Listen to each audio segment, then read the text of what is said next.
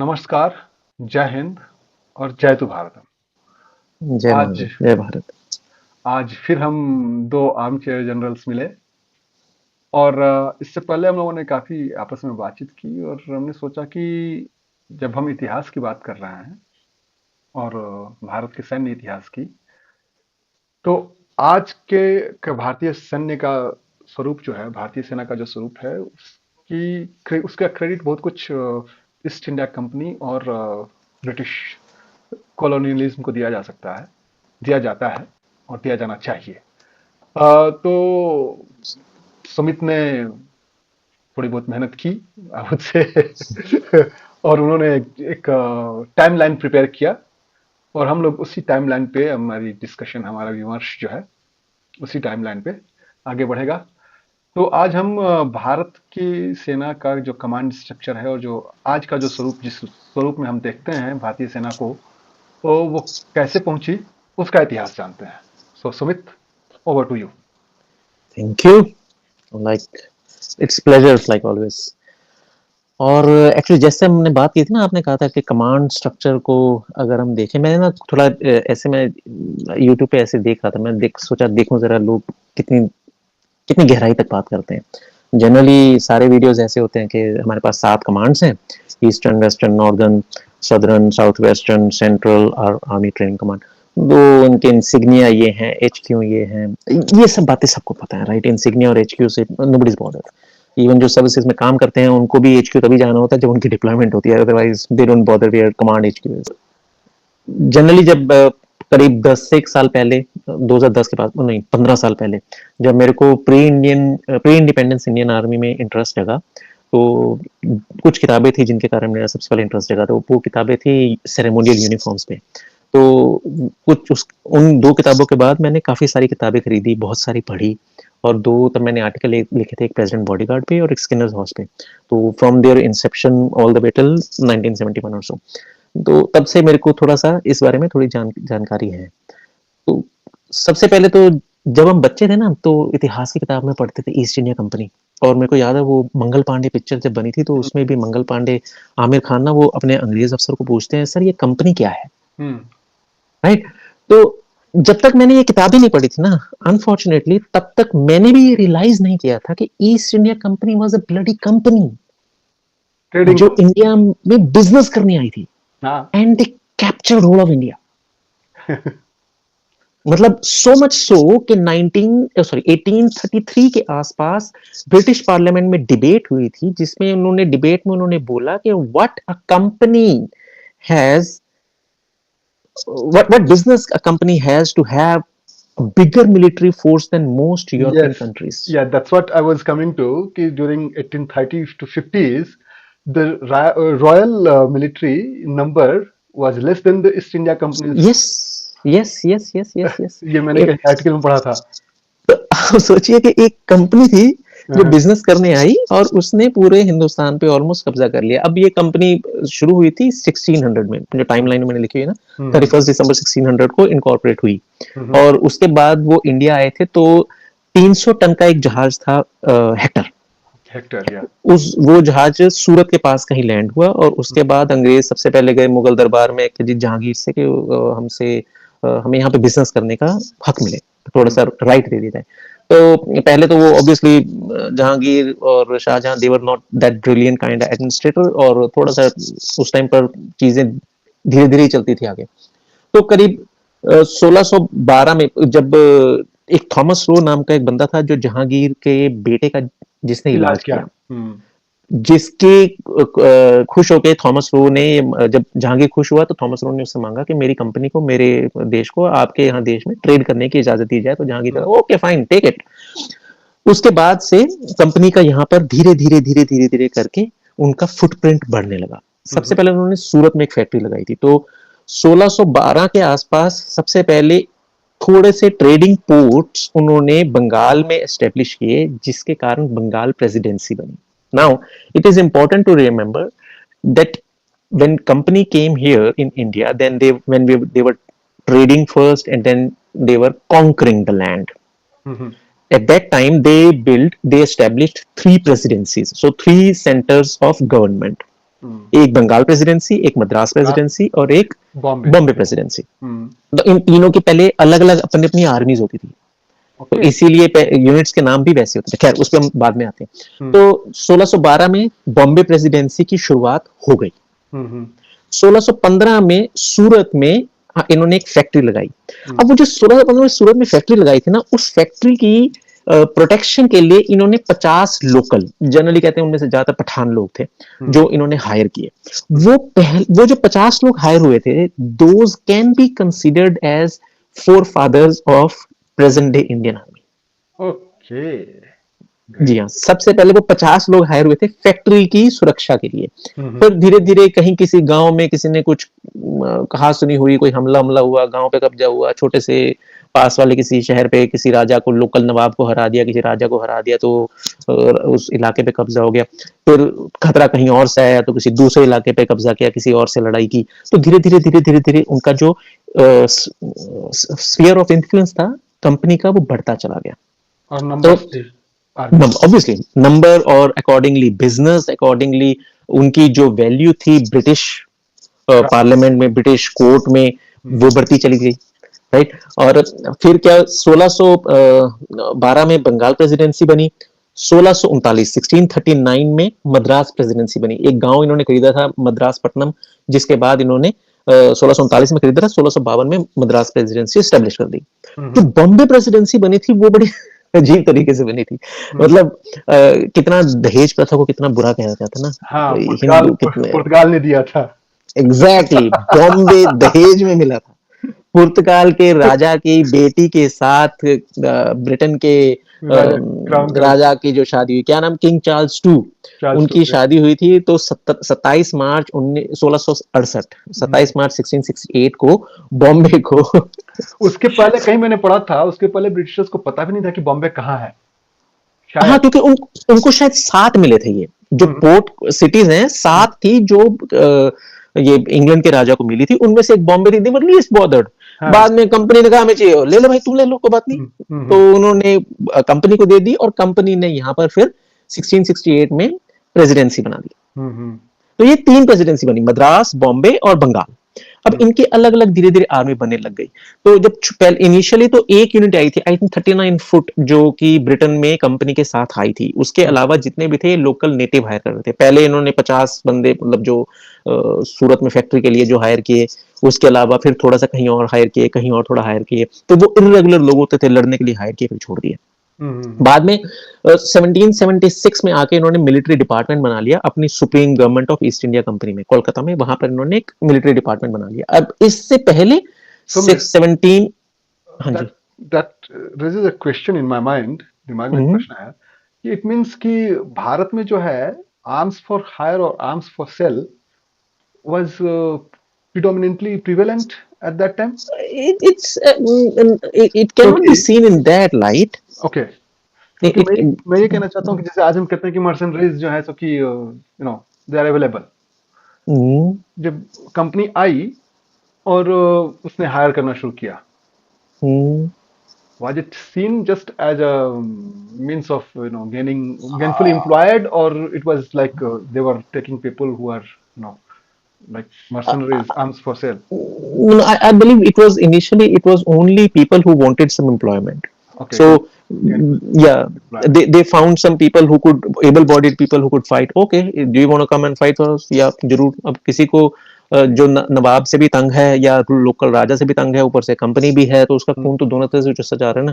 तो उसको अगर थोड़ी सी एम्प्लॉयमेंट मिल रही है तो अगर ठीक है भाई मैं ले लेता हूँ। कहीं ना कहीं कोई एक किनारा चाहिए उसको, कोई ना कोई तो चाहिए। और ऊपर से अनफॉर्चुनेटली हम वो दौर वो था जब we were looking at white skin in awe, we were in awe of white skin. तो मतलब जो गोरा साहब बोल रहा है तो वो बढ़िया ही है। तो हम, हाँ, आज भी है, आज भी there are colonized people who are absolutely. मैं उसका एक एग्जांपल दूंगा मेरे अपने, मैं later on there are many examples even in with me, but anyways, so let's come back to that. Now we were touching the 1776. हाँ, तब तक 1757 में बैटल ऑफ प्लासी हो चुका था, बैटल ऑफ बक्सर हो चुका था 1764 में। तो बंगाल के और उसके आसपास के इलाके में पूरी तरीके से कब्जा हो गया। मतलब now they were increasing their influence, right. अब ये जो हिस्ट्री है कॉन्करेंस की, मैं उस पर नहीं जाना चाहता हूँ, क्योंकि हमारा सब्जेक्ट वो नहीं है। हमारा सब्जेक्ट है प्योरली आर्मी, मिलिट्री जो हिस्ट्री। आर्मी, हाँ, मिलिट्री कैसे बनी। हम्म। तो अब इनका इन्फ्लुएंस जब बढ़ता चला गया, और then we touch the points 1857। 1857 तक इनके पास इतनी बड़ी आर्मी थी जितनी ज्यादातर यूरोपियन देशों के पास थी ही नहीं। ही और नहीं। ये बात ब्रिटिश पार्लियामेंट में बोली जाती थी कि भैया, what business a company has to hmm. Have bigger army than most of the European countries. पर एक बात और बड़ी अच्छी है, ईस्ट इंडिया कंपनी ने यहां पर बिजनेस किया, हम्म। डिवाइड एंड रूल किया। हम्म। उन्होंने जो जिस साम दाम दंड भेद सारे लगा के उन्होंने वो रानी की झांसी को बेटा हम्म। उसको नहीं बनने देना, हम्म। ये वो सारे प्रपंच किए हाँ, उन्होंने। वो डलहौजी का पर वो सबका सब था। हम्म। पर कभी भी उन्होंने क्रिश्चियन मिशनरीज को अलाउ नहीं किया कि ओके। यहाँ पर धर्म प्रचार करें। ये बात भी पार्लियामेंट में उठी थी, ब्रिटिश पार्लियामेंट में, I think okay. Somewhere in 1833, कि भाई उनको बोला जाएगा ये हमें प्रचार करने की इजाजत क्यों नहीं देते वहां पर, हम्म। ये भी तो ब्रिटिश हैं और क्रिश्चियन। हम्म। तो इस हद तक मतलब वो सेकुलर थे। तो हम्म। फिर अब आ गया 1857। 1857 में विद्रोह होता है। विद्रोह होने पर हमें पता है कि क्राउन विद्रोह टेस्ट के, ऑफ। हाँ, दो विद्रोह जब क्रश हो जाता है, उसके बावजूद जो पावर है वो क्राउन को ट्रांसफर हो जाती है। ठीक है, ईस्ट इंडिया कंपनी अब खत्म है। ईस्ट इंडिया कंपनी का जितना भी यहाँ पर इन्फ्लुएंस था, जो रूल था, वो सारा क्राउन को ट्रांसफर होता है। आर्मी पर इसका क्या प्रभाव पड़ता है? हम्म। दो मेजर। हम्म। एक तो उससे पहले क्या था कि जो बंगाल प्रेसिडेंसी की यूनिट्स होती थी वो अपने इलाके में ही जनरली हायरिंग करती थी। जो मद्रास में थी वो अपने इलाके में, जो बॉम्बे में होती थी वो अपने लोकल इलाके हायरिंग। में लोकल हायरिंग होती थी। प्लस जो कोई एक खास यूनिट मान लीजिए, क्योंकि अभी पंजाब अभी कब्जाया नहीं था। नहीं। अभी पंजाब अभी ताजा ताजा कब्जाया था, क्योंकि 1845 में फर्स्ट एंग्लो सिख वॉर हुई है, 1849 में सेकंड हुई है। तो अभी वो इलाका रिलेटिवली नया है। बट सिख हैड ऑलरेडी, और पंजाबी हैड ऑलरेडी एक्सेप्टेड कि हाँ जी we will work under you. तो हम्म। सिख रेजिमेंट्स बनने लग गई थी। हम्म। पर जिस तरीके से ये इनका चलन होता था ना, कि एक नई यूनिट अगर खड़ी करनी है तो क्या करते थे कि एक ऑफिसर को एक ऑफिसर को बोल देगा भैया तुम्हें एक से कैवलरी यूनिट खड़ी करनी है। हम्म। तो जो ब्रिटिश होते थे, they were really very interested in in working for East India company army. वो इसलिए क्योंकि उनके लिए ये एक एडवेंचर होता था। हम्म। और जो सबसे बड़ा बेनिफिट उनको जो लगता था वो ये था कि if they get a chance to raise a unit, then they had complete freedom. तो जैसे अब सेकंड लांसर्स, जिसे गॉर्डन हॉर्स भी बोलते हैं, ठीक है, हम्म। वो Gardner's horse, sorry Gardner's horse, तो वो जो सज्जन थे, जो पहले ऑफिसर जिन्होंने रेस की, गार्डनर, वो एक इलाके में गए, उन्होंने यूनिट को खड़ा किया। Then he had the privilege to pick the name, to have its insignia, everything. To have everything, ceremonial uniform, जो जिसके लिए ऑलमोस्ट मतलब पगलाए होते थे। तो हम्म। अपनी mess dress, winter mess dress, summer mess dress, ceremonial uniform, अलग अलग सेरेमनीज के लिए क्या क्या यूनिफॉर्म होंगी, ये सारी ये खुद डिजाइन करते थे। तो इसलिए ये वाला जो काम था, अभी पंजाब के उन इलाकों में इतना ज्यादा नहीं हो रहा था, but still it has started. हम्म। तो 1857 में क्या हुआ, 1857 के विद्रोह के बाद जो विद्रोह को कुचलने का काम था, वो पंजाब से जो यूनिट्स आई थी उनका था। क्योंकि वो क्या था, हाँ। हाँ जी, क्योंकि ज्यादातर जो विद्रोह हुआ था, इधर ये अवध दिल्ली वाली बेल्ट में हुआ था, अवध दिल्ली बंगाल इधर वाली बेल्ट में। ईस्ट। हाँ जी, ईस्ट एंड ईस्ट वन में। North ward. हाँ जी, तो जो जो यूनिट्स डिप्लॉयड थी पंजाब और नॉर्थ ईस्ट में, वो आई थी यहाँ पर विद्रोह दबाने के लिए। तो 1857 के बाद जो बेस ऑफ रिक्रूटमेंट है, that was shifted from this general eastern and central area to Punjab and north western area. तो उसके बाद एक सडन शिफ्ट आया, जिसके कारण पठान, पंजाबी मुसलमान, हम्म। बलूच, हम्म। पश्तून, इन लोगों की प्रेजेंस बहुत ज्यादा बढ़ गई आर्मी में। इंडियन आर्मी में। हम्म। सिंधी, इन सब की प्रेजेंस बहुत ज्यादा बढ़ गई। उससे पहले क्या होता था कि यूनिट्स कैसे होती थी कि हम्म। फर्स्ट ब्राह्मण जिसमें सिर्फ ब्राह्मण ही है, हम्म। या सेकंड अवधि, या ये बिहारी, जिस तरीके को कई सारे बहुत सारे नाम थे, मेरे को इतना ज्यादा ध्यान नहीं है, पर वो सारे इस तरीके से इधर से ही होते थे। उसके बाद यूनिट का बेस ऑफ रिक्रूटमेंट चला गया इंडियन आर्मी का पंजाब और नॉर्थ वेस्ट में। जो सेकंड जो बड़ा इंपैक्ट था, हम्म। जो आज भी है, हम्म। it is still with us, and it had a huge impact in 1947 and the wars we fought afterwards till 1965. Its impact was still there. वो सेकंड जो मेजर इम्पैक्ट था वो था कि इससे पहले 1857 से पहले एक पर्टिकुलर क्लास की ही यूनिट होती थी। फर्स्ट ब्राह्मण मतलब उसमें सारे ब्राह्मण है और वो एक इलाके से उठे हुए हैं, ठीक। इसके या फिर कोई और भी यूनिट मान लीजिए, उसमें एक इलाके के मान लीजिए सारे मुस्लिम हैं, या एक इलाके के मान लीजिए सारे सिख हैं, या एक इलाके के सारे डोगरा हैं। फिर 1857 के बाद इन्होंने स्क्वाड्रन, मतलब एक कैवलरी यूनिट में 4 स्क्वाड्रन होते हैं, एक इन्फेंट्री बटालियन में 4 कंपनीज होती हैं। तो वो चारों कंपनियां फिर उन्होंने अलग अलग कंपोजिशन की कर दी। ओके। मान लीजिए जैसे डोगरा है तो कोई डोगरा बटालियन है तो उसमें 2 डोगरा कंपनी होंगी, एक सिख होगी और एक प्रोबेबली पंजाबी मुसलमान की हो जाए। ओके, मतलब तो मिक्स एंड मैच। मिक्स कर दी एक ही बटालियन में 4 कंपनी, ताकि मतलब वो फिर आसानी रहे कि अगर रिवोल्ट करेंगे तो शायद चारों ना करें, और अगर 2 करेंगे तो बाकी दोनों को यूज किया जा सकेगा विद्रोह को दबाने के लिए। So the तो basic पहले idea of divide and rule was applied there. Exactly, बिल्कुल बिल्कुल बिल्कुल, और कोई कारण नहीं था, और कोई कारण नहीं था कि इसको स्क्वाड्रन को भी अब कंपोजिशन दे दी जाए। तो पहले प्योर क्लास बेस्ड बटालियंस थी या यूनिट्स थी, बाद में हो गई एक क्लास, एक इलाके की यूनिट पर जिसमें अलग अलग कंपोजिशन के लोग हैं। So अब 18 हो सकता है कि हाँ जी, हमने कहा कि 1861 में transfer was complete from EIC हाँ जी, टू हाँ जी, हाँ क्राउन। जी, ओके। हाँ जी। 1861 में सारा ट्रांसफर जब कंप्लीट हुआ तो उसमें अब मतलब ये बात मुझे 2010 में आप पता चली थी कि ईस्ट इंडिया कंपनी की एक मिलिट्री एकेडमी भी थी। Imagine, wow. obviously if they had bigger armies than most of the European countries, then they got to have a military academy, right, जिसमें ऑफिसर्स ट्रेन होंगे। यस। ब्रिटिश रॉयल आर्मी से तो लोग आते ही थे क्योंकि उनके लिए एक एडवेंचर था, जैसे मैंने पहले बताया, पर इतने थोड़ी आ जाते थे कि इनका काम चल जाए। अब इनको अपनी कंपनी चलाने के लिए एडमिनिस्ट्रेटिव के लिए भी ऑफिसर चाहिए और आर्मी के लिए भी ऑफिसर चाहिए। तो एक इन्होंने 1809 में एडिस कॉम्बे सरी में एक east India company military seminary के नाम से एक इंस्टीट्यूशन था, बड़ा सा इंस्टीट्यूशन, जहां पर ये ऑफिसर्स ट्रेन होते थे, जिसका नाम बाद में बदल के east India company military college हो गया 1855 में। पर 2 साल बाद ही 1857 का रिवोल्ट हो गया, तो 1857 के बाद 1858 में रॉयल इंडियन मिलिट्री कॉलेज हो गया इसका नाम। तो east India Company was dropped और 1861 में आके इसको बंद कर दिया गया, क्योंकि जब सारी एसेट्स ट्रांसफर हो गई क्राउन को, तो क्राउन ने कहा हमारे पास ऑलरेडी सैंडर्स में और एक और उनकी मिलिट्री एकेडमी थी, वो कहते it's enough for us, so we do not need this. पहले ये कोशिश की जा रही थी कि इसको भी रिटेन कर लिया जाए, और फिर बाद में उन्होंने सरकार ने कहा इसे बंद कर दिया। 1861 में वो एकेडमी बंद हो गई। Okay.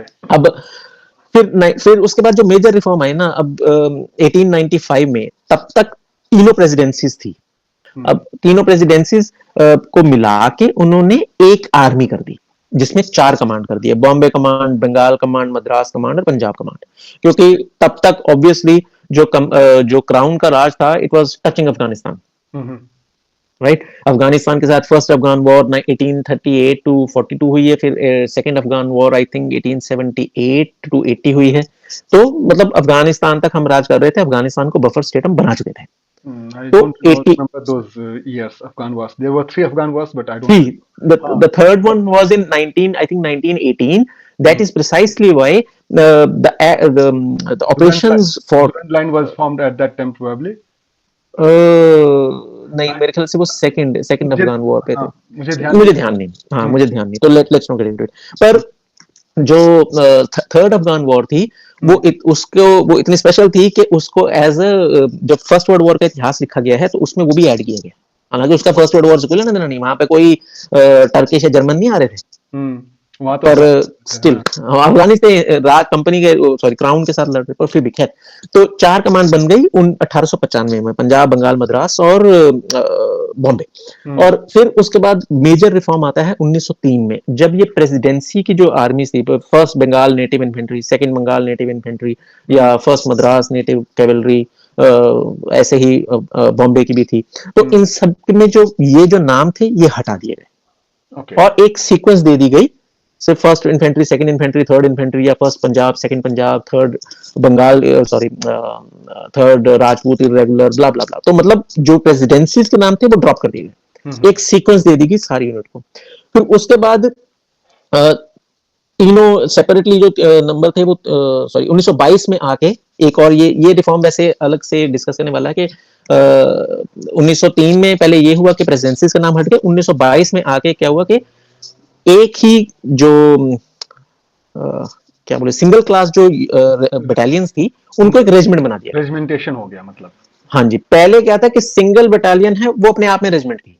Hmm 14 Sikh regiment, hmm 13 Sikh regiment, hmm first Sikh regiment, now their first battalion Sikh regiment. Okay वो इस तरीके से उनको कर दिया गया। तो ये एक बड़ा तगड़ा रिफॉर्म था। और इसी में जो अपना ये आई थिंक इंसिग्निया का। जाट रेजिमेंट, हाँ जी, हाँ। जाट रेजिमेंट के ऊपर जो 9 लगा हुआ है, हम्म that was I think it was ninth in the order, that is why they took it as 9। so Jat regiment का जो इंसिग्निया उसके ऊपर 9 लगा वो इसीलिए। ओके ठीक। पर ये रेजिमेंटल का रिफॉर्म था, तो मैंने बीच में से ऐड कर दिया जस्ट टू नो कि हमें पता रहे कि हाँ जी ये हमेशा से ऐसा नहीं था, ये 1922 में आके ब्रिटिश ने किया। वो भी क्यों 1922? क्योंकि सेकंड वर्ल्ड वॉर खत्म हो चुकी, फर्स्ट वर्ल्ड वॉर खत्म हो चुकी थी, खत्म हो तो चुकी। Again a reorganisation was being done. Cavalry जो यूनिट थी वो हट के टैंक आ रहे थे, और ये एक दूसरा रिफॉर्म उन्होंने किया। तो ब्रिटिश इस मामले में अच्छे थे कि वो हमेशा ये देख लेते थे कि हाँ भैया क्या मुसीबत चल रही है और इसके क्या नतीजे हैं और इससे हमें क्या सुधार लाना चाहिए। और कन्वर्सली ये भी कह सकते हैं कि आज दुनिया में जो भी प्रॉब्लम्स, मिडिल ईस्ट देख लो, अफ्रीका देख लो, कहीं भी देख लो, ब्रिटिशर्स की देन है, उन्हीं की दी हुई है। उन्होंने ऐसे ऐसे खड़े कर दिए ना कि आज भी चल रही है। इंडिया में भी आप कहीं भी देख लो, भारत में। बट स्टैंडर्ड से एनीवेज, बन गए वो पूरी दुनिया में, स्टैंडर्ड से। स्टैंडर्ड्स बन गए हैं। Anyways, so again back to 1920, back to four commands now, eastern, western. नहीं, उससे पहले 1895 में जब 3 प्रेसिडेंसी को मिला के एक आर्मी बनी जिसकी 4 कमांड थी, बॉम्बे, पंजाब, मद्रास और बंगाल। 1904 में बॉम्बे कमांड को हटा के वेस्टर्न कमांड कर दिया। ओके। ठीक है। अब जो चारों कमांड थी 1908 में, उनको हटा के 2 आर्मी कर दिया, एक नॉर्दर्न आर्मी और एक वेस्टर्न आर्मी, जिसको लॉर्ड किचनर, हमने इतिहास की किताबों में पढ़ा है लॉर्ड किचनर, तो वो उनको वो हेड करते थे। 1920 में आके वापस 4 कमांड कर दिया, इस बार ईस्ट वेस्ट नॉर्थ साउथ। अब ये जो 1920 के बाद है ना, असली खेल उसके बाद शुरू हुआ है। 1920 में जब ये 4 कमांड बन गई, अब जो वेस्टर्न कमांड थी उसका क्या हुआ? वेस्टर्न कमांड को पहले इन्होंने 1937 में डिग्रेड कर दिया वेस्टर्न इंडिपेंडेंट सेक्टर, फिर इंडिपेंडेंट डिस्ट्रिक्ट, और उसके बाद उसको मर्ज कर दिया नॉर्दर्न कमांड में। Just before second world war इन्होंने वेस्टर्न कमांड को पहले उसको रीडेजिग्नेट किया वेस्टर्न इंडिपेंडेंट डिस्ट्रिक्ट, और बाद में 1942 में जब वर्ल्ड वॉर चल रही है फुल फ्लेश, तो इन्होंने वेस्टर्न इंडिपेंडेंट डिस्ट्रिक्ट को नॉर्दर्न कमांड में ऐड कर मर्ज कर दिया, और नॉर्दर्न कमांड को बना दिया नॉर्थ वेस्टर्न आर्मी। फिर 1945 में उसको कर दिया दोबारा से नॉर्दर्न कमांड। अब वर्ल्ड वॉर खत्म हो चुकी है, नॉर्दर्न कमांड कर दिया। अब ये नॉर्दर्न कमांड 1947 में चलेगी पाकिस्तान के पास। अच्छा, टोटली।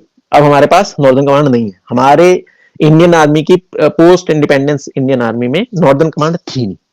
जो नॉर्दर्न कमांड थी वो पाकिस्तान के पास चलेगी, तो हमारे पास रहती वेस्टर्न कमांड, जो कि लद्दाख से लेके नीचे राजस्थान तक देखती थी। दैट वाज मतलब it was nightmare, operationally logistically it was nightmare. बहुत बड़ा इलाका है वो, बहुत बड़ा इलाका है वो। ठीक। तो खैर नॉर्दर्न कमांड जब पाकिस्तान के पास चली गई, और वेस्टर्न कमांड फिर हमारी दोबारा री-रेज्ड हुई। वेस्टर्न कमांड री-रेज के जैसे मतलब आजादी के एकदम बाद इन्होंने अपना पाकिस्तान ने बलूच कबाइलियों के साथ अटैक किया कश्मीर पर। तो पहले इधर रॉयटिंग बहुत ज्यादा चल रही थी पंजाब में और उधर बंगाल में। तो पंजाब की रॉयटिंग को कंट्रोल करने के लिए पहले एक पंजाब बाउंड्री फोर्स बनाई और Delhi and east Punjab command बनाई, ताकि थोड़ा सा सिचुएशन पे कंट्रोल पाया जा सके। तो उसके अंडर में दिल्ली और पूरा पंजाब होता है। ईस्ट पंजाब का मतलब ये था आज का पंजाब, हरियाणा और हिमाचल, ये ईस्ट पंजाब था। वेस्ट पंजाब पाकिस्तान चला गया था। ठीक। बाद में इसको 26 अक्टूबर को मतलब सॉर्ट ऑफ जो जम्मू कश्मीर के भी सारे ऑपरेशन थे ये सारे इस वेस्टर्न कमांड के अंडर डाल दिए। 26 अक्टूबर को हम इन्वेंटरी डे भी कहते हैं, क्योंकि उस दिन हमारी लैंडिंग हुई थी। राइट, फर्स्ट सिख जो थी वो लैंड हुई थी श्रीनगर एयरपोर्ट पे, और हमने श्रीनगर एयरपोर्ट बचा, फिर उसके बाद ऑपरेशन शुरू किया था। जी हाँ। तो ये था वेस्टर्न कमांड। तो मतलब वेस्टर्न कमांड उसके बाद फॉर्मुलेट हो गई, चंडी मंदिर में आ गई। उसका एरिया ऑफ ऑपरेशन पहले काफी बड़ा था वेस्टर्न कमांड का। वो 1972 तक ये लद्दाख से लेके गंगानगर, राजस्थान के गंगानगर तक था। आज के टाइम पर तो ये कम हो चुका है, क्योंकि नॉर्दर्न कमांड बन चुकी है, इधर साउथ वेस्टर्न कमांड बन चुकी है। तो इसलिए अभी फिलहाल जो area of operation, area of responsibility है वेस्टर्न कमांड का, वो दिल्ली पंजाब है, और छोटा सा दिल्ली हरियाणा पंजाब, और छोटा सा इलाका जम्मू का, आई थिंक अखनूर वाला वो इलाका है, वो वेस्टर्न कमांड के पास रहता है। और जो नॉर्दर्न कमांड थी वो बाद में हमने बनाई, क्योंकि वेस्टर्न कमांड का इलाका इतना बड़ा था कि it was really very difficult to conduct operations and keep a tab on it. तो एक बंदा जो वेस्टर्न आर्मी कमांडर है, मतलब आप सोचो कि उसको लद्दाख में भी देखना है, जैसे 65 में भी हरबख्श सिंह और 71 में अपना जनरल कैंडिस।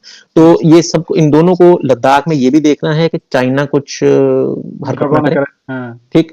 हाँ। और उसके बाद बिल्कुल इस तरफ वेस्टर्न साइड पे पाकिस्तान की तरफ कारगिल वो तो वही लड़ाई चली रही है, चली वो तो रही। पूरे ऑपरेशन चल ही रहे हैं, राइट। हाँ। वो ऊपर पहाड़ों से लेके कारगिल से लेके श्रीनगर वैली, और जम्मू अखनूर पे इतना रा, हमेशा ही छंब राजस्थान। वैली में, हाँ, फिर राजस्थान में। पंजाब, पंजाब के बाद फिर राजस्थान। तो इट वाज अ नाइटमेयर। तो फिर 1972 में आके उन्होंने कहा कि बस दैट्स इट, अब हम एक नॉर्दर्न कमांड भी बनाएंगे। तो नॉर्दर्न कमांड 1972 में बनी hmm. Under legendary general PS Bhagat, Parminder Singh Bhagat. He was okay. Victoria cross winner, hmm. Legendary officer.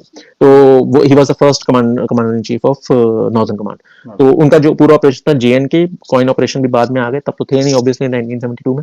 हम्म। और नॉर्दर्न कमांड तब बनी। हम्म। ईस्टर्न कमांड, अब थोड़ा सा आप चेस कॉल कर लीजिए ईस्टर्न कमांड दिखाने के लिए। तो नहीं। ईस्टर्न कमांड भी, हम्म। ईस्टर्न कमांड भी बिल्कुल वैसे थे। जब 1920 में इस चार कमांड बनी थी, उसके बाद ईस्टर्न कमांड का क्या हुआ। ईस्टर्न कमांड पहले तो उनका जो अंग्रेजों का जो हमेशा से रहता था कि समर कैपिटल एक है और विंटर कैपिटल एक है। तो ईस्टर्न कमांड की जो समर एचक्यू था वो होता था नैनीताल, क्योंकि नैनीताल। अंग्रेजों को गर्मी ज्यादा लगती थी। जब हम्म। ठंड हो जाती थी तो वो कहते थे लखनऊ में एचक्यू चले जाते, हम हम्म। लखनऊ में रहेंगे, क्योंकि लखनऊ में ठंड में रहना आसान था। हम्म। हालांकि ठंड वहां पे भी होती है पर तब भी कंपैरेटिवली। तो 1942 में आके उन्होंने इसको डेजिग्नेट कर दिया ईस्टर्न आर्मी, और बैरकपुर में इसका हेडक्वार्टर बना दिया।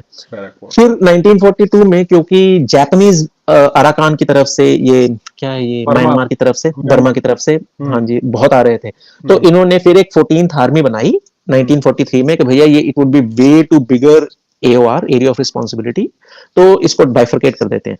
तो जो बांग्लादेश में मेघना रिवर है, हम्म। उस मेघना रिवर के ईस्ट वाला जो सारा इलाका था वो 14th आर्मी बना के उसको दे दिया, और ये मेघना रिवर से वेस्ट वाला सारा इलाका वो ईस्टर्न कमांड के पास, ईस्टर्न आर्मी के पास ही रहा। फिर बाद में इनका हेडक्वार्टर थोड़ा बहुत मूव हुआ। 1947 में they move HQ to Ranchi, 1955 में वापस फिर लखनऊ पे आ गए। हम्म। फिर जब 1963 में लखनऊ में सेंट्रल कमांड बनी, ओके। तब जाके ये ईस्टर्न कमांड का हेडक्वार्टर हो गया फोर्ट विलियम कोलकाता, जहां से लेफ्टिनेंट जनरल जगजीत सिंह ने, अरोड़ा ने 71 में 71 सारा वो, में। हम दैट्स एंटायर हिस्ट्री, मुझे लगता है हम पूरे हिंदुस्तानियों को जमानी याद है। तो तो वो सारे बात ऑपरेशन वहां से करेंगे। कंडक्ट हुए। उस पर भी अरे बात करेंगे। वो उस पे बात करनी जरूरी है, और 71 की तो वेस्टर्न साइड पे बात करनी भी बहुत जरूरी है, क्योंकि कभी कभी जो विक्ट्री का यूफोरिया होता है ना, वो आपको हाँ। लेसन कहीं पीछे फेंक देता है, क्योंकि हम आप जीत में इतने खुश होते हैं कि आप सोचते नहीं कि आपने वो गलती की। हम्म। तो वो जो गलतियां हैं वो गिननी बहुत जरूरी है, उनसे बहुत। लेसन सीखने बड़े जरूरी है। हम्म। तो अब क्योंकि ईस्टर्न कमांड कैलकाटा में इसलिए गया क्योंकि सेंट्रल कमांड की जरूरत थी। 1962 की वॉर हो गई थी। हम्म। 1962 में हमें पता है कि क्या हुआ था, हमारे कितना में नुकसान हुआ और किस तरह कैसे हम हारे। हम्म। और तब ये डिसाइड हुआ कि okay we have to have some central command जो कि चाइना के बॉर्डर को पूरा देख सके। तब 62 में, सॉरी 1963 में सेंट्रल कमांड बनी। सेंट्रल कमांड नीचे यहाँ मैंने भी। लिखा हुआ है, हाँ। सॉरी, सेंट्रल एनीवेज, कमांड थोड़ा नीचे मैंने लेट्स लिखा हुआ लेट्स है। Discuss them that way. Southern command देख लेते हैं, उसके बाद फिर सेंट्रल कमांड पे आते हैं। ठीक है, जैसे। तो सदर्न कमांड पहले से ही थी हम्म। अंग्रेजों के टाइम पे, जब 1920 में उन्होंने बनाया चार कमांड, जिसमें उन्होंने मद्रास की कमांड बनाई थी। फिर बाद में ईस्टर्न इसको सदर्न कमांड का नाम दिया। तो सदर्न कमांड 1942 में भी थी। हम्म। 45 में इसका नाम, 42 में इसका नाम चेंज हुआ सदर्न आर्मी, 45 में फिर से इन्होंने सदर्न कमांड कर दिया।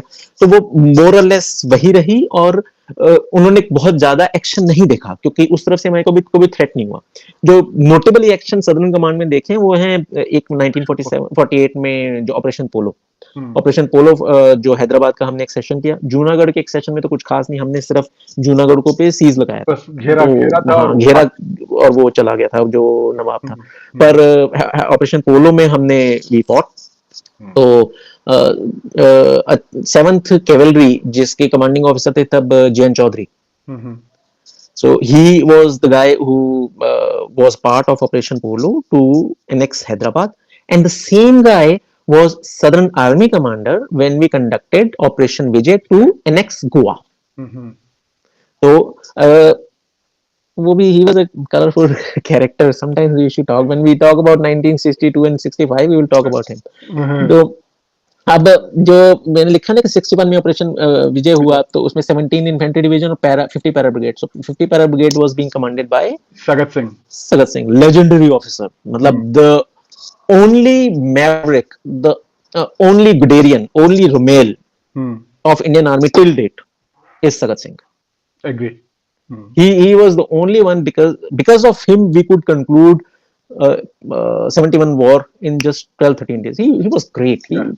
He was never in his headquarters. He was always on the front in his helicopter. मतलब 71 में ये जोक बन चुका था कि सगत सिंह ने अपने हेलीकॉप्टर पायलट ज्यादा चेंज किए हैं अपनी जुराबों से, उसकी जुराबें उसने कम चेंज की हैं, हेलीकॉप्टर पायलट उसने ज्यादा चेंज किए हैं, क्योंकि he was flying everywhere. And when he एक मुझे याद आता है कि एक जगह पे दे वर टू लैंड, और नीचे अभी एरिया माइंड था, अभी उसको डीमाइन कर रहे हैं, तो पायलट कह रहा है कि sir it's being demined, so if I land the helicopter I actually very well land it on mine, it can blow up.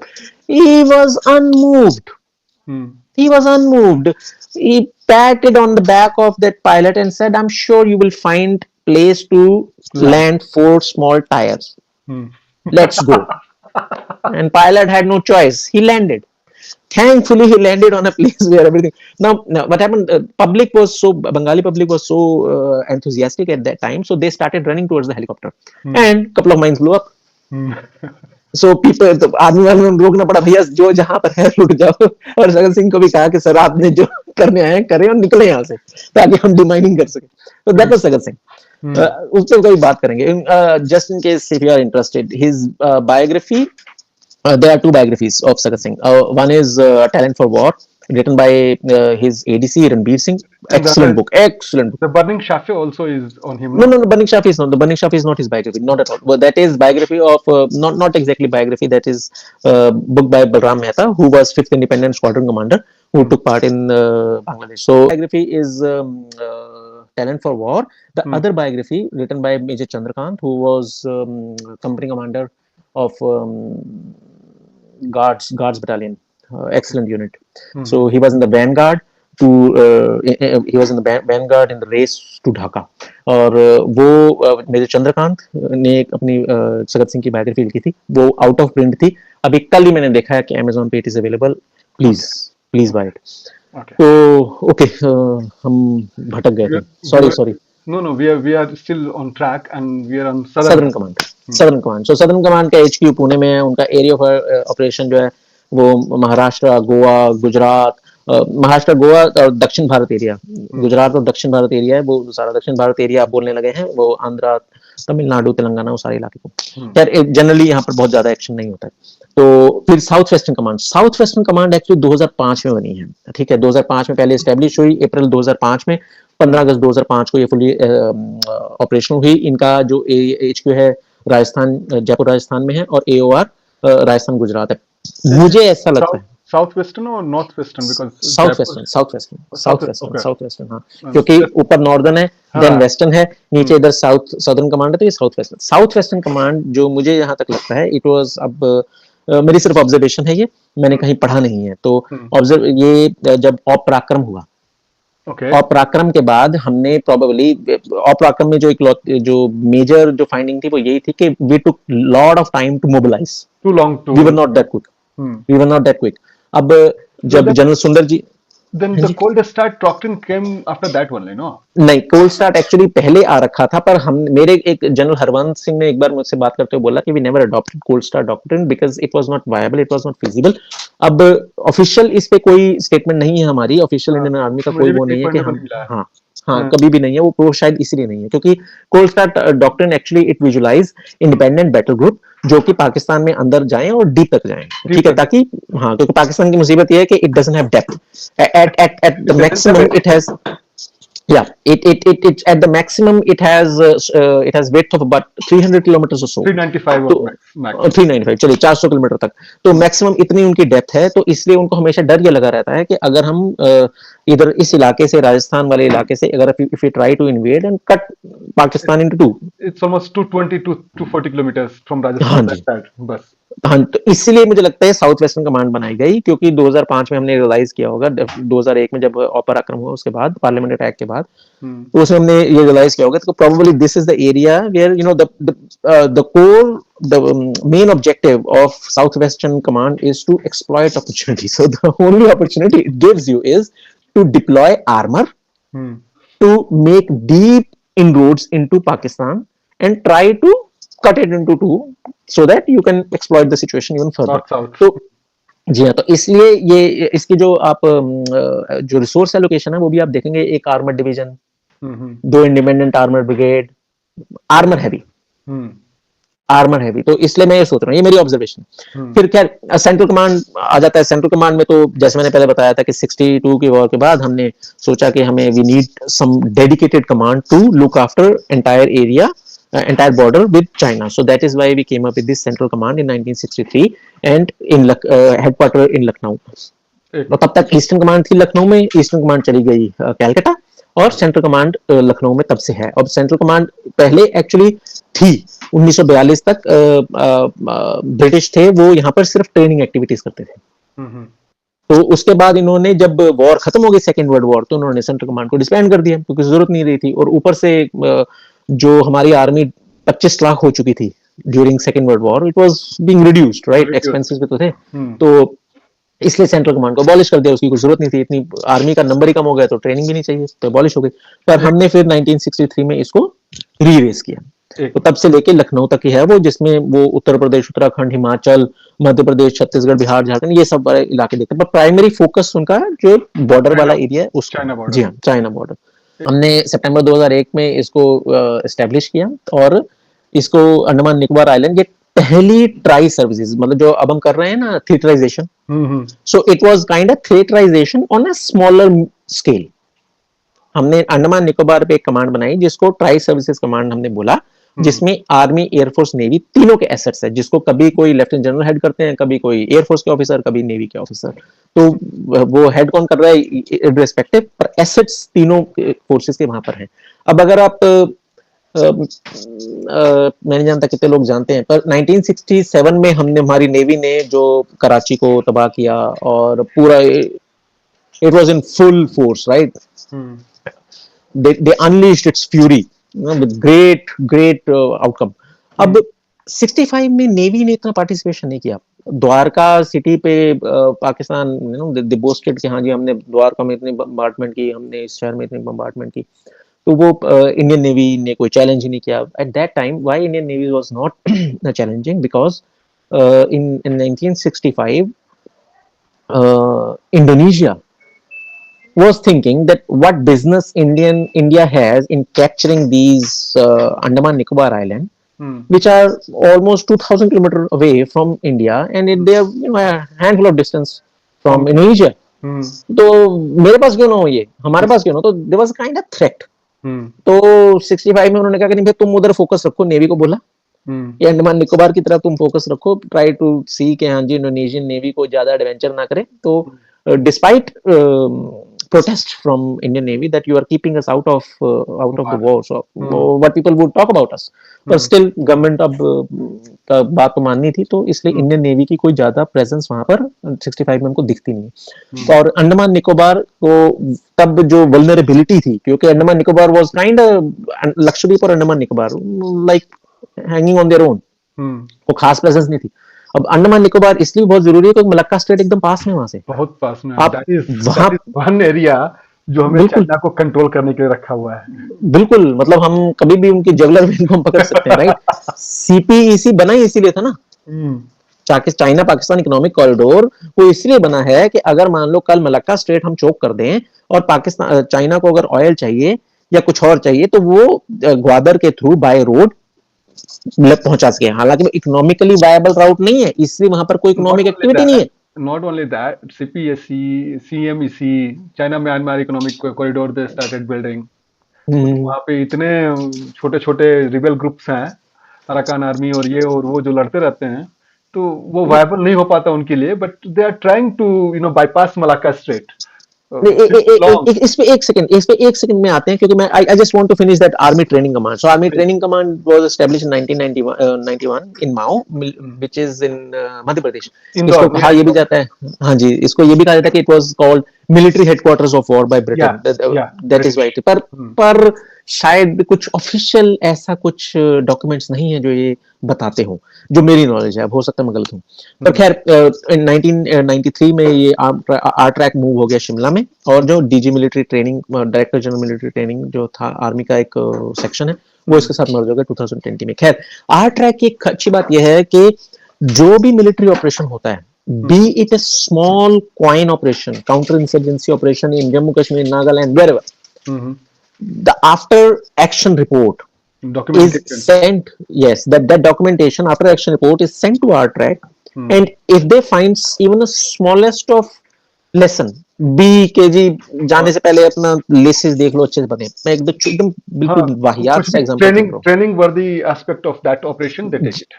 they take it and they pass it down to every unit in army कि भैया इस बात का ध्यान रखो, this has been an observation, it is really very important. तो good. ये are track.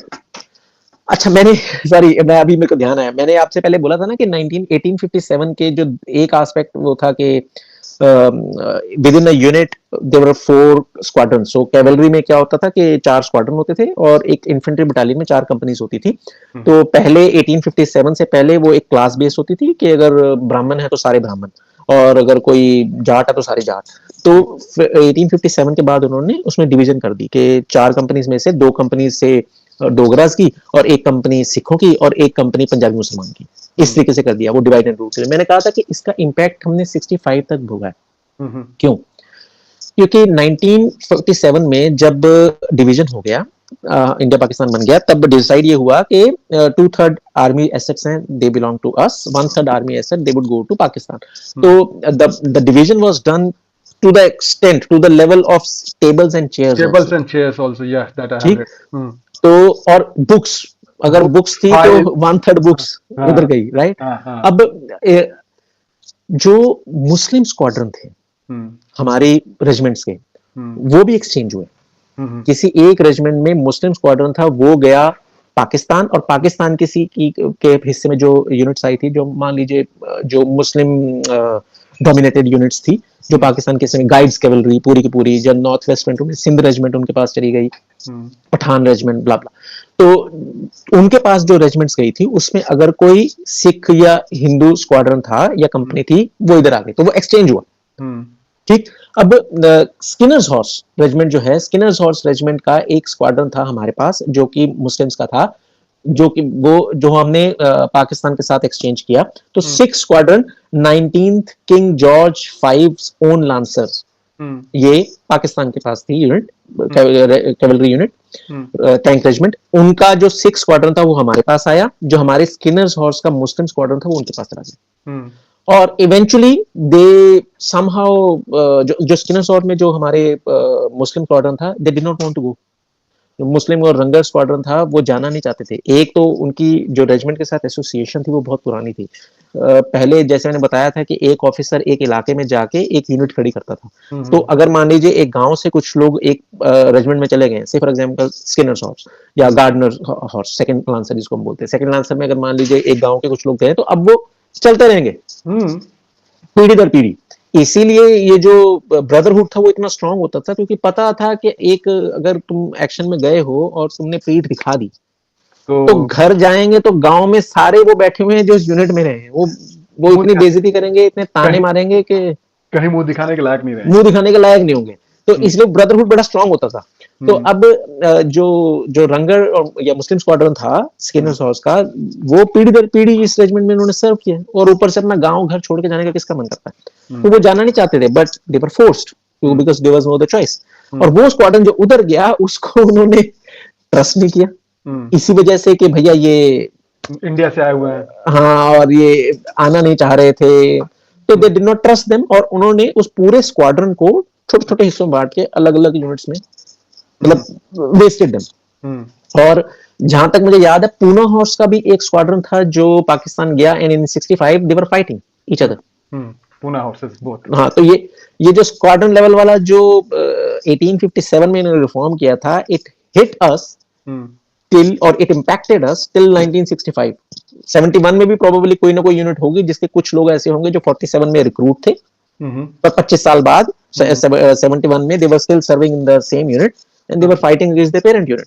आई पता नहीं कुछ कहीं मैंने पढ़ा है, मुझे ध्यान आ रहा है, Poona horse was renamed, no?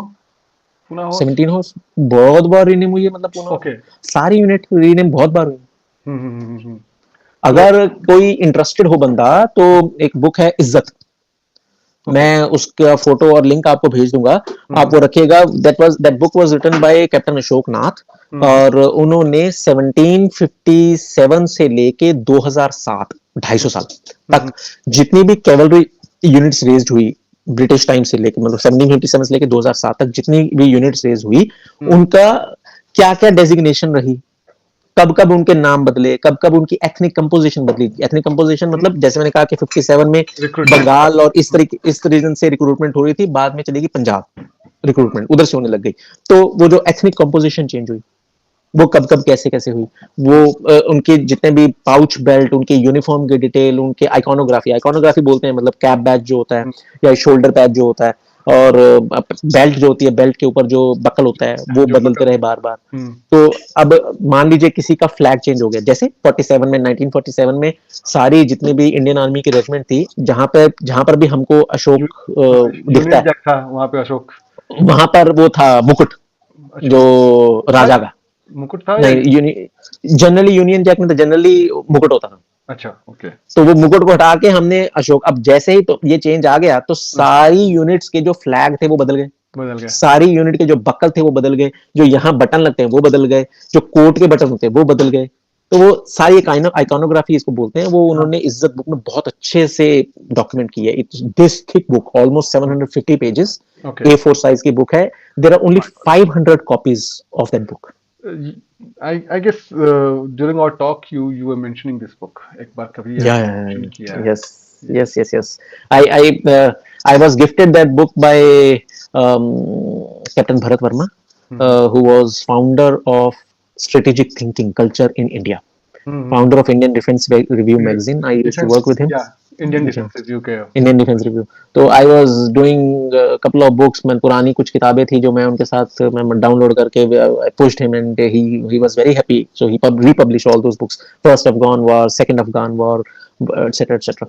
तो he was happy and he asked me, so Sumit, what do you want? I said I want that Izzat. He said, huh, Izzat? I said, that's a book, that book is that. Oh, he laughed and he okay arranged that book for me. So it was what, in 2007 8, yeah, whenever that book came, it was 6,000 rupees at that time, quite a god amount, hmm. 6,000 rupees. So I knew that okay, if I buy that book, my mom would kill me. So I asked him. So he was very nice, he gifted that book to me along with a Good, couple of more good, books. good, Yeah. good, good. Thanks a lot, Sumit, for taking us through on this journey of the history of command structure of Indian Army. Thank you, ये you're welcome, I love it. Command structure का जो जो इतिहास है काफी interesting है। मतलब बिल्कुल। इतना तो जनरली ये समझ में आता है कि हाँ, ईस्ट इंडिया कंपनी के साथ जो हमारे मिलिट्री स्ट्रक्चर जो है वो इम्पैक्ट हुआ, ब्रिटिशर्स ने काफी ज्यादा इम्पैक्ट किया, क्योंकि कई बार हिस्ट्री बुक्स में भी हम पढ़ते हैं कि इवन महाराजा रणजीत सिंह ने भी जो है आइदर फ्रेंच फ्रेंच। और ब्रिटिश जर्नल रखा था ट्रेनिंग के लिए। बिल्कुल बिल्कुल। ठीक है। So so that was giving just an idea कि चलो लगता है कि वो मिलिट्री में कहीं डिफीट अगर होती है तो लोग तुरंत सोचते थे कि हमारा जो ट्रेनिंग है या हमारा जो स्ट्रक्चर है, it is not up to the mark to fight with Britishers और फॉरेनर्स। तो उनसे हेल्प लेकर के, ट्रेनिंग लेकर के, और फिर उनसे लड़ते हैं। तो that that was the idea behind this this talk, Sumit. और ये प्लीज। एक्चुअली जो ब्रिटिश लेके आए ना यहाँ पर, देखो मार्शल कल्चर तो था ही, मतलब ऐसा नहीं है कि हम लोग यहाँ पर गौतम बुद्ध की तरह वो बस हम कहने के लिए है कि हम बुद्ध के देश शांति। हैं। हाँ, हम तो बुद्ध के भी देश हैं, पर हम महाराणा कृष्ण, प्रताप के भी देश हैं, हम हम कृष्ण बाजीराव के देश। पेशवा के भी देश हैं, कृष्ण के भी देश हैं, अर्जुन के भी देश हैं। तो अब मार्शल कल्चर तो था, पर ब्रिटिश यहाँ पर जो लेके आए वो थे एक सेंस ऑफ डिसिप्लिन, हम्म जो कहते हैं प्रोसेस, प्रोसीजर एंड ट्रेनिंग। वो यहाँ पर जो लेके आए ना वो कल्चर, उसने एक हमारे मार्शल कल्चर को एक डिफरेंट डायरेक्शन दे दी, जो कि प्रोबेबली मुझे लगता है पूरे दुनिया में, क्योंकि British at that time they were ruling all over the world almost, right, sun would not set in British empire, right. तो वो क्योंकि अमेरिका में भी थे, क्योंकि वो यूरोप में तो थे ही, फिर अफ्रीका में, साउथ अफ्रीका अमेरिका में, यहाँ पर ऑस्ट्रेलिया भी उन्हीं का, तो सब जगह थे ही, तो ऑब्वियसली वो एक पैटर्न बन गया थ्रू आउट। पर वो मुझे लगता है कि बड़ा अच्छा हुआ कि अगर कोई भी बंदा ये इस एस्पेक्ट में जाना चाहे, इस एस्पेक्ट को स्टडी करना चाहे, बहुत अच्छी अच्छी किताबें हैं, जैसे सेरेमोनियल यूनिफॉर्म पर, अगर आपको पता नहीं, मैं नहीं जानता या पता है नहीं, 2 किताबें हैं सेरेमोनियल यूनिफॉर्म पर, एक इन्फेंट्री की सेरेमोनियल यूनिफॉर्म और दूसरी आर्मर्ड रेजिमेंट्स की, कैवलरी यूनिट्स की सेरेमोनियल यूनिफॉर्म। ना मुझे नहीं पता इन पर स्कॉलरली वर्क है, scholarly work written by a British, not by an Indian, written by a British in 1963 and 1968 और 69। So, 2 किताबें हैं वो, घर पे मेरे इंडिया में पढ़ी हैं, दिल्ली में, तो कभी मतलब मौका मिलेगा तो मैं आपको दिखाऊंगा। Scholarly work and he why he wrote it, he said because I did not want to waste this information. I wanted to have a record so that people, future generation, they know how these regiments came into existence and their colorful uniform impact they would have and everything. It's beautiful work. कभी उस पे भी बात करेंगे, ठीक है? Absolutely. क्यों नहीं। Just we are warming up. Sure. ठीक है। So thanks a lot Sumit for you're welcome. और जय हिंद। जय हिंद। और ऐसे ही और सब्जेक्ट्स हम बात करते रहेंगे। किसी को अगर कुछ जानना हो, just in case he wants to know about some particular topic, please let us know in comment. Yeah, we would love to. I would love to. बहुत मजा आएगा। Sure. ठीक है। Thank you very much everyone. Thanks. Have a good one. Bye bye. Bye bye.